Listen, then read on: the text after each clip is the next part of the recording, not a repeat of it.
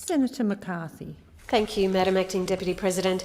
Recently, my colleague in the other place, the member for Barton, warned that time is running out if we want to achieve constitutional recognition for First Nations people in this term of Parliament. The path to constitutional recognition has already been a long one. It isn't new and it isn't much to ask. The aspirations of First Nations people for fair representation and self-determination have been set down many times. The 1938 Day of Mourning, the 1963 Yirrkala Bark petitions, the 1972 Larrakia petition, the 1988 Barunga Statement, and in 2017, the Uluru Statement from the Heart. I'm not going to go through the countless but important inquiries and committees that have been conducted into the basic question of whether First Nations people should be recognised in our founding document. You can see some of these important documents, such as the Barunga Statement, in this building, up there, under glass, preserved, admired, but ultimately ignored by everyone here and those who have gone before us. The Uluru Statement from the Heart cannot, should not, and will not end up under glass, another milestone along the path that Australia walks past. The powerful and poignant words of the Uluru Statement demand action. They demand action from us here and in the other place. And they demand that we, the lawmakers, put in place a process that means we cannot dismantle and undo what has been agreed. This is what constitutional enshrinement means and why it is so important. It will protect what we put in place so it can't be pulled apart for future political expediency. We're hearing talk from the current Minister and Government about a process of co-design of getting it right, and I fully support this. Constitutional reform must be done in a real partnership with First Nations people around the country. There will be different voices proposing different ways and means, alternate views and ideas, and we must embrace these, not be scared of what will be put forward. First Nations people are not a homogenous mob who all sing from the same songlines, or in my language, Gurindji. This is evident in the journey of the Uluru Statement that has been beautifully documented in my comrade Thomas Mayer's book, Finding the Heart of the Nation. And I'd urge you to read this book, hear the voices and the stories of the people, feel the spirit of struggle and survival and change. It is a uniquely Australian story, sharing the stories of people from all over this wonderful country.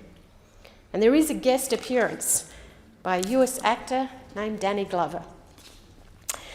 But it's the stories of First Nations Australians, of people like Rob Roy from the Gurindji Nation in the NT, who tells his story on the land where the Wave Hill Walk-Off began and the road to land rights. Of David Collard, a Whadjak Ballardong Noongar man from WA, who tells of his Noongar forefathers who fought for Australia in the First World War and is involved in negotiating the largest native title settlement in this country. Of Palawa man Rodney Dillon from Tasmania, who talks of his pride in being able to repatriate the remains and artefacts of First Nations Tasmanians when he was ATSIC Commissioner. The stories that are shared in this book deserve to be listened to not just with our ears, but with our hearts. The Uluru Statement from the Heart itself also deserves this heart listening.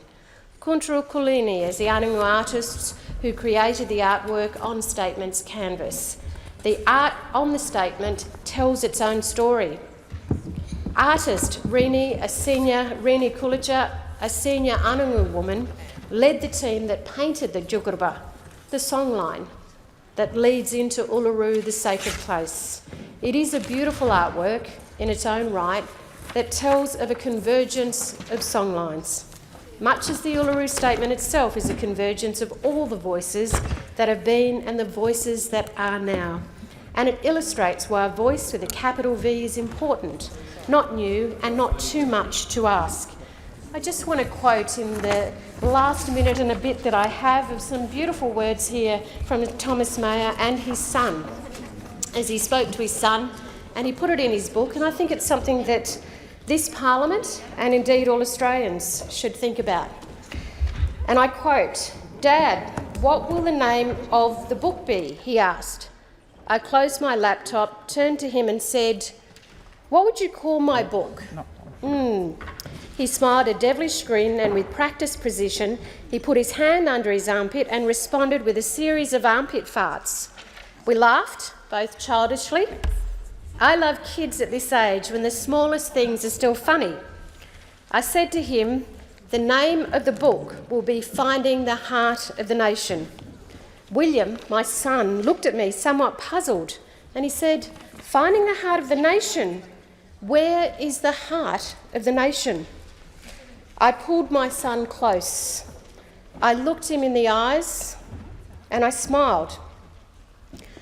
I put my hand on his heart and I said to him, "William, the heart of the nation is here." Read the book, members of Parliament, and listen to the Anangu and the people of Australia as we call for the statement, the voice to be enshrined. Thank you, Senator McCarthy.